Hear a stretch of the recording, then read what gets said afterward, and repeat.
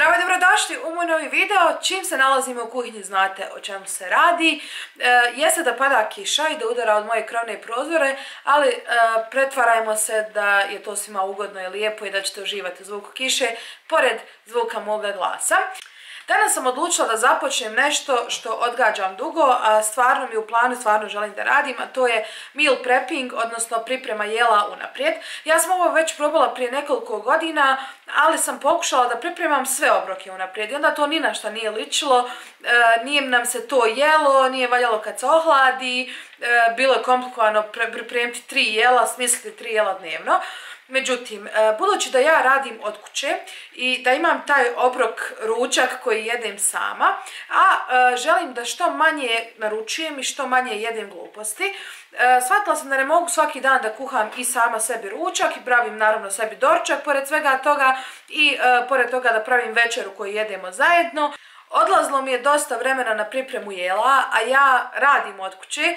Znam da sjedim u kući, ali to i dalje radi, zahtijeva stvarno puno vremena. Tako da mi je poprilična distrakcija bilo da pravim 3 obroka dnevno, da smišljam, kuham, pripremam svaki dan. A budući da meni za razliku od Tibora ne smeta da jedem podgrijanu hranu i da jedem više dana jednu te istu hranu, jer ja inače svakako vrtim nekoliko jela svaki dan, odlučila sam da sebi pripremim, danas je ponedjeljak, jela za do kraja ove sedmice, znači utorak, srijeda, četvrtak, petak, za 4 dana da pripremim ručak i da ga imam gotovog u frižderu, samo izvadim, podgrijem i znam da će to da mi uštedi mnogo vremena u toku radnog dana, tako da jedino u stvari kuhanje što imam taj dan je da napravim kasni ručak, odnosno večeru koji jedemo ja i Tibor zajedno. Ja doručkujem ujutru oko 9 kada se probudim, oko 1 imam taj svoj ručak i onda oko 6-7 Tibor i ja zajedno jedemo, tako da želim ovaj srednji obrok u danu, kako god ga nazvali, da pripremim za čitavu sedmicu. Ja imam u planu da to od sada radim nedjeljom i da pravim za svih 5 dana, ali danas je ponedjeljak, ja sam počela danas, tako da u ovom videu imamo jela za 4 dana, pravim 2 različita jela, ali je to više recepata jer ima različiti komponenti, vidjet ćete, sada ćemo da počnemo da vam sve to pokažem. Ono što želim da vas zamolim je da mi pišete u komentare prijedloge jela koje mogu praviti u budućim videima. Postoji toliko jela koji su dobre kada se podgriju, koja mogu izdržati 5 dana u frižideru, koja se lako pakuju, tako da želim da mi pišete prijedloge, tako da ja mogu da vama snimim te videe. Ukoliko vam se ovaj video svidi i planiram vam snimati češće šta ja to pripremam unaprijed. Ovo je odličan video ne samo za one koji rade od kuće, ne samo za one koji žele da uštede vrijeme, nego i za one koji svaki dan idu u kancelariju. Ja sam ovo često radila kada sam radila u kancelariji, znači pripremila bih dan prije ručak, ponijela ga u zdjelici i onda ga ugrijala na poslu. Međutim, puno bi bilo lakše da sam ga pripremila nedjeljom i onda ujutro ga samo ponesem. Tako da bez obzira da li radite od kuće, da li radite u kancelariji, da li ne radite nikako, ali imate neki drugi razlog zašto želite da ovo uradite, mislim da ćemo ovaj video zaista koristiti i opet kažem, kada mi vi napišete neke svoje recepte, a ja imam ideje za još neke, mogu vam snimati još ovakvih videa, bilo ovdje, bilo na Instagramu, izjasnite se. Prvo jelo koje pravim za sastoji iz 3 komponente, tako da imamo u stvari 3 recepta, ali je jedan obrok. Radi se o faširanim šniclama sa rižom i slanutkom. Znam da bi svi krenuli možda sa piletinom ili bilo kojim tako nekim češćim mesom da kažem, međutim meni se baš nešto jele faširane šnicle, one mogu dugo da stoje. Tako da ću ja svoje da napravim u airfryeru. I to kako sam našla zdraviju varijantu faširanih šnicli, pravim ih malo češće. Rižu ću napraviti u većoj količini, tako da je imamo i za nekoliko večera. Ova ideja kad mi je pala na pamet, stvari je pokrenula sve ovo. Zašto ja ne bih napravila u instant potu veliku količinu riže? Zato što mi je to jedan od omiljenih priloga, nego da je pravim svaki dan i onda mi bude mrsko da čekam da bude gotova. Zašto ne bih napravila fino rižu za čitavu sedmicu, da imam za sve ručkove i također za neke večere. I također ću napraviti pečeni slanutak koji jako često previdimo, rijetko ga jedemo, ja prva ga rijetko jedem, a imam zalihe konzervi slanutka tu kada sam kupila da pravim humus. Također ukoliko vas zanima recept za domaći humus možete mi pisati, to vam isto mogu snimiti, možda neke varijacije različite okuse humusa. Međutim, sada sam napravila pečeni slanutak jer kao što sam rekla imam konzerve slanutka u ormarču, zato što je on odličan ne samo kao prilog, ukoliko Ukoliko želite da smanjite, na primjer, ugljikohidrate, možete rižu zamijeniti slanutkom ili možete da ga jedete kao grickalice, jer on bude jako hrskav i ukusan, tako da to ću prvo da pravim. Za šnicl su nam potrebna samo 3 sastojka i to jer imamo jedan tajnik koji ih mijenja nekoliko. Naravno potrebno vam je mljeveno meso. Ja koristim pureće jer je manje masno i jer je zdravije, ali vi naravno birate ono koje najviše volite. Pored mljevenog mesa nam je potreban tajni sastojak koji mi je otkrila omama, a to je fant za kosani odrezak. Ja sam pokušala sve moguće varijante da napravim dok je nisam pitala omama kako ti praviš i ona je rekla pa samo dodam fant, u njemu su svi mogući začini, tako da osim kesice fanta i mljevenog mesa nam je potrebno samo jedno jaje i to su svi sastojci za ove šnicle. Prvi korak je razmutiti kesicu fanta u vodi. U 150 ml vode mlake, ni hladne ni vruće, treba pomiješati ovaj prah. Inače ova jedna kesica je dovoljna za 500 grama mesa. Ja imam 300, tako da neću vjerovatno sve iskoristiti, ali eto da znate koliko vam treba odnosu na meso. Sve što trebate da uradite je da u toplu vodu ubacite fant. U ovoj kesici se nalaze apsolutno svi začini koji su potrebni što za čufte, što za faširane šnicle, odnosno za kosani odrezak. Vidite unutra već neke začine, ali znači pomiješamo ih sa vodom i ostavim minutu, dvije da ostoji da bi se zgusnuo. I zatim sve to miješamo sa mesom. Ja sam pokušala da miješam i kašikom, pokušala sam da miješam i rukama. Najbolje se pokazalo rukama jer je jako bitno da imate homogenu smjesu, a da ne bude da je negdje više mesa, negdje više fanta. Ja dodajem malo pomalo. Kao što sam rekla, neću sve iskoristiti jer imam 300 grama mesa, ali po meni je stvarno najbolje sve to izmiješati rukama. Ovu smjesu koju dobijete možete iskoristiti za 2 različita jela.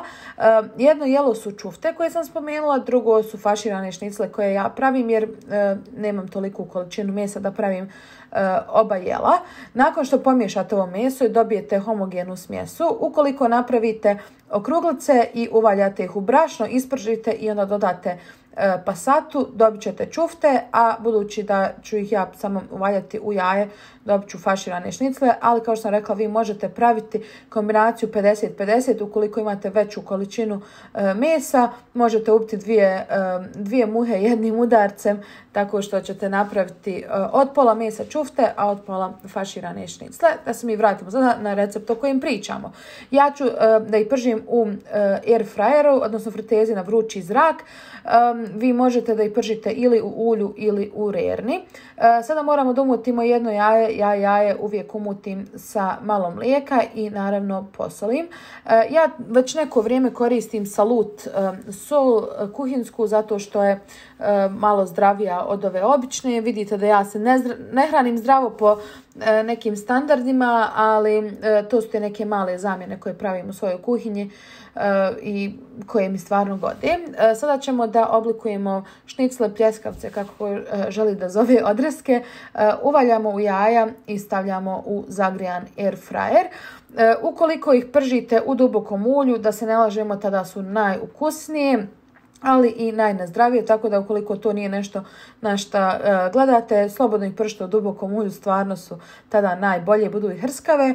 Ukoliko želite ipak malo zdraviju varijantu, a nemate fritezu na vrući zrak, kao što većina ljudi nema, stavite ih na pek papir u rernu i dobit ćete isti rezultat kao i ja. Ja sam stavila ih, pospricala sam ih uljem, stavila u air fryer na 20 minuta. Za 20 minuta sam ih okrenula i pržila još 20, tako da mi je otprilike trebalo oko 40 minuta. Za slanutak nam treba samo slanutak i začini po želji. Ja koristim konzervirani zato što nije ništa manje zdrav nego svježi, a svježi treba potapati, kuhati jako dugo, baš dugačak je proces, tako da ja preporučujem da uzmete konzervirani, njega samo otvorite. Od začina koristim Vegeta Natur. Molim vas, idući put kada budete u prodavnici, pročitajte sastojke Vegeta Natur. Ja sam se oduševila. Ima morsku so, sušeno povrće i mislim malo šećera pri kraju sastojka, tako da je stvarno dobar sastav. Zatim koristim Vegeta Maestro slatku papriku i također koristim Salut so. Malo prije sam vam rekla da je to isto jedna od zamjena koje sam napravila, tako da Vegeta Natur i Salut su mi nekako zamjene, a da ne osjetim da sam zamijenila i da koristim nešto zdravije. Vi naravno možete koristiti začine po želji. Prvo što moramo da uradimo je da procjedimo slanutak, isperemo ga i onda idemo na začine. Kao što sam rekla, postoji danas toliko začina da možete da napravite ovo i sa karijem, i sa bijelim lukom, i sa talijanskom mješavnom začina. Možete svake sedmice praviti drugu mješavnu jer je slanutak poprilično neutralnog ukusa. I moram da vam kažem za ovo pakovanje Vegete koliko sam se oduševila. Inače, meni je ovo omiljeno pakovanje začina i trudim se da su mi svi začini u tom pakovanju, ali koliko je lakše koristiti ovako Vegetu koja je pakovana kao so, da ne morate koristiti kaškicu i stvarno mi baš znatno olakšava kuhanje. Sitnica je, znam, ali ja baš volim takvo pakovanje. Drago mi je da Vegeta ima takvo pakovanje. Ne znam da li su imali prije, ja nisam vidjela, tako da oduševljena sam. Sada ćemo sve da promiješamo. Možete promiješati ovako kako sam ja pokušala. Prvo onda sam skontala da je bolje da protresem, da će se najbolje promiješati. I kada se fino izmiješate, ide na pečenje. Ja opet koristim air fryer, ali uvijek kada ga koristim, vi možete to isto napraviti u rerni, samo će vam možda trebati malo više ulja. Okrenula sam na 180 stepeni 20 minuta. I stavljam slanutak unutra. Malo sam samo pošpricala ovu posudu sa onim uljem u spreju koje imam i vraćam unutra. Nakon 10 minuta sam malo promiješala i to je sva filozofija. Dobijete tako dobru grickalicu i prilog za jako malo vremena i malo novca. Vjerujem da većina vas zna napraviti rižu, pa tu ne moram pretjerano detaljsati, ali kada već sve drugo pokazujem, da ispričam i recept svoj za rižu, pogotovo u instant potu, što nije baš često. Ovaj put pravim Sant Andrea Zlato polje rižu. Ovo mi je omiljena riža, mislim da u ovom trenutku imam jedno 5 kila u zalihama. Začinit ću je sa Salut solju i opet Vegetom Natur. Mislim da po meni riža bez Vegete ne može da bude dobra. Kao što sam rekla, ja koristim instant pot, naravno da možete napraviti bez toga kako sam je ja do sada pravila, ali po meni je riža apsolutno savršena, nema mi bolje riže nego u instant potu. Sada svako voli različitu rižu, ja volim da nije previše rastresita, ali da nije ni slijepljena, da je sa Vegetom, eto vidjet ćete sada kako je pravim. U instant pot stavljam 2 šolje riže, napravila sam otprilike pola ove kutije, s tim da pored toga što je meni za meal prep, bit će nam i za večeru par puta. Dodala sam Vegetu, dodala sam 2 šolje riže za instant pot, zato što ovdje voda ne isparava, ali kad bi pravila u šerpi dodala bi duplo više vode nego što imam riže. Dodala sam komadić putera, zatvorit ću. Na instant potu postoji poseban program za rižu, tako da sve što ja trebam da uradim je da pritisnem rice i on odredi vrijeme, odredi pritisak, sve. Ja se vratim kada on zapišti, ispustim paru i imam savršenu rižu, bar za neke svoje pojmove. Za mene nema bolje od ove. Drugo jelo koje ću da pravim je pasta. Jeste da sam ja počela ovaj meal prepping da bih smanjila unos paste, jer ja kada ne znam što jedem, ja ću sebi napraviti zlato polje rezance sa jajima, najbolji rezanci na svijetu, sa pavlakom i to je to što ću da jedem svaki dan. Međutim, sada sam napravila opet zdraviju verziju. Tako da mislim da će biti puno bolje nego da ja sebi pravim na brzinu makarone. Ja inače jako volim gotovi kupovni sos koji se zove baza za bolognese. Znači nije bolognese sa mesom, nego baza u koju dodate meso. Međutim, ja nikada ne dodam meso. I to mi je super jer bar imam jedan obrok bez mesa. Znamo da svi unosimo stvarno ogromne količine mesa svakodnevno. Ja i vi i zaista mnogo ljudi unosi mesa, što ne kažem da nije zdravo, nego jednostavno ničega previše nije zdravo, ni za nas, ni za planetu. Tako da ovo bi bio super jedan obrok bez mesa. Također i vi koji ne jedete meso me pitate za takve obroke, tako da sam ja odlučila napravim sebi domaću bazu za bolognese. Mogu da vam kažem da sam prezadovoljna kako je ispalo. Fino sam okrenula teglu, pročitala sastojke i pokušala da rekreiram i dobila zaista isti sos. U ovom slučaju, nažalost, neću koristiti svoju omiljenu pastu Zlato polje rezanci sa jajima, zato što želim da isprobam kakvi su integralni Zlato polje rezanci, tako da ću njih koristiti ovaj put, plus integralna pasta zaista duže zadrži svoj oblik kada se nakupi sosom, ipak će ovo da stoji u frižideru.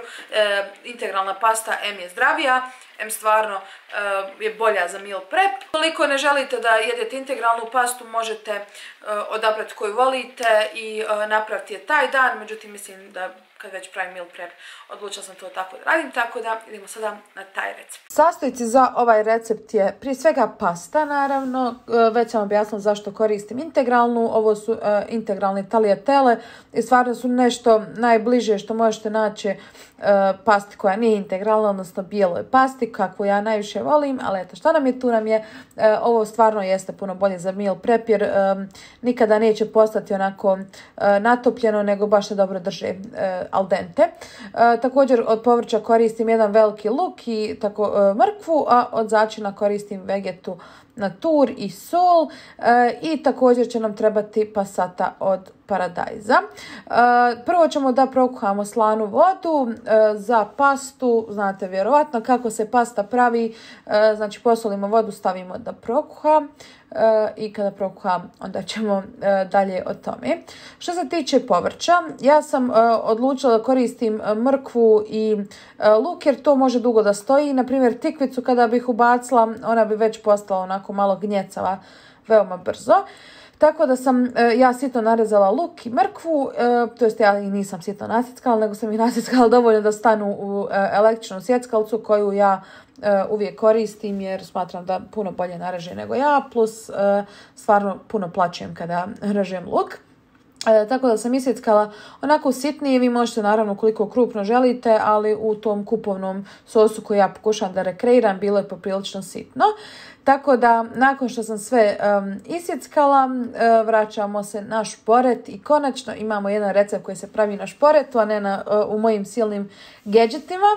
Već sam vam naravno objasnila kako da ih zamijenite, ali evo baš na šporet kuhamo pastu, u prokuhalu vodu dodat ćemo rezance, odnosno tagliatelle.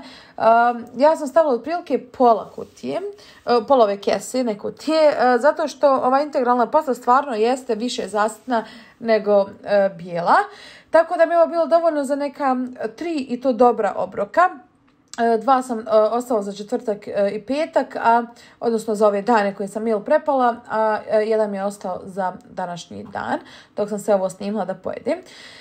Na ulju vrelom ćemo da propržimo mrkvu i luk. Budući da je jako sitno nasjeckano, trebalo bi brzo da bude gotovo, a i ova pasta se kuha svega nekih 5 minuta, tako da je ovo jedno jako brzo jelo za napraviti. Međutim, još je brže ako ga imate pripremljenog.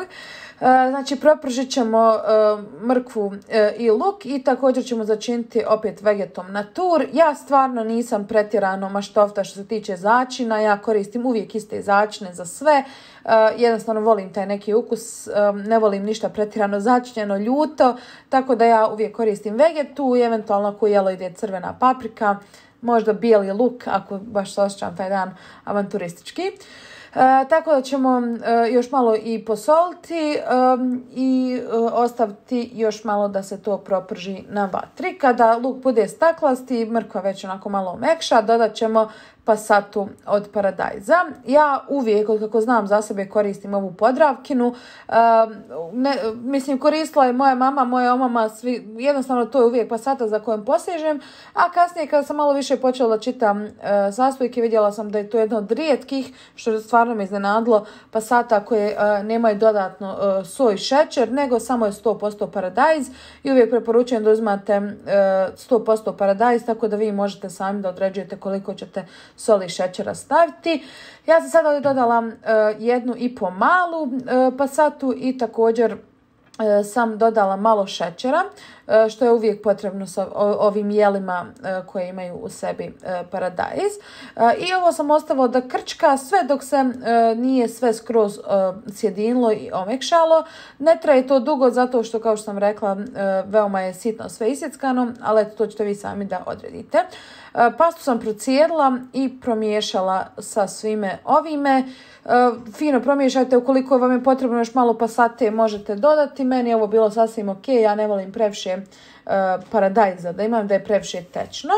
I sada je već vrijeme za pakovanje. Inače, ova pasta je odlična na kraju sa parmezanom, tako da kada budete podgrijavali, preporučujem da dodate i malo parmezana da se to sve kompletira.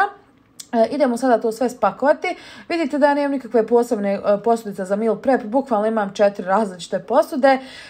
Po meni su najbolje ove sa pregradama jer vam se neće sve pomiješati i kada to stoji duže vremena, pogotovo ako imate nešto kao što je povrće, na primjer što pušta ukus, najbolje je imati ovo sa pregradama. Međutim, ukoliko nemate, vidite ja imam i ove obične posudice.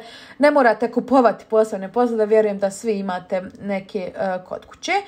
Tako da sam spakovala 2 obroka, znači šnicle, riža i slanutak, 2 obroka pasta i kao što sam rekla, ostao mi je još jedan obrok paste za ovaj dan kada sam kuhala i snimila, tako da bi to bilo 5 obroka za koje mi je ukupno trebalo možda nekih 2 sata i to jer sam morala da čekam da meso bude gotovo pa da koristim opet air fryer, inače bi moglo i brže. I to bi bilo to, ja imam svoja jela za iduća 4 dana, ne moram da razmišljam, samo izvadim iz frižidera. To je stvarno dobro jer idućih nekoliko sedmica mi je ludnica od posla, ne znam što da radim, ne znam gdje ću prije i nema šanse da bi stigla da kuham, tako da bih završila sa nekom naručenom hranom, a ovako ne moram zato što sam skuhala i pripremila svoj ručak. Ja sam toliko uzbuđena što ću ovo raditi svake sedmice i nadam se da će svaka nedjelja zaista proći u ovakvom kuhanju. Budući da pravite 2 ili 3 jela u malo većoj količini, zaista ne treba više od 2 do 3 sata da sve bude gotovo, zajedno i sa raspremanjem suđa, što je meni do duše ostalo, ali nema veze, i to ćemo da uradimo. Uglavnom, ja sam veoma uzbuđena da čujem vaše prijedloge za jela koja mogu da se nose i kuhaju za par dana. I molim vas, pišite da li više volite na Instagramu ili ovdje da vam to snimam. I pretplatite se na kanal, pratite me na Instagramu i mi se vidimo u idućem videu. Ćao!